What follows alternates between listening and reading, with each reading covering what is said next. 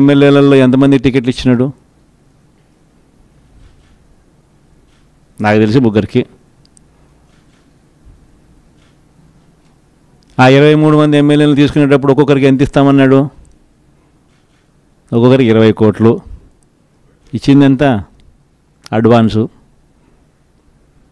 దాని తర్వాత వాళ్ళు ఆ పక్క పోయిన వాళ్ళు అందరూ అన్న మీ దగ్గరికి వచ్చేస్తామన్నా మేమంతా అని చెప్పి మళ్ళీ నాకు ఫోన్ చేసినారు.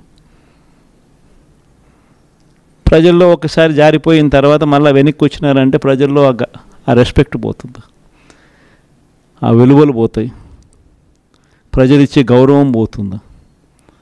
కాబట్టి వాళ్ళని మనం కూడా తీసుకోలేకపోయినాం.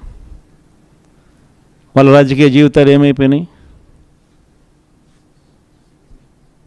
అందరూ సున్నాలు అయిపోయి ఇంట్లో కూర్చొని ఉండరు. ప్రతి ఒక్కరూ కూడా ఈ విషయాలన్నీ గుర్తుపెట్టుకోండి.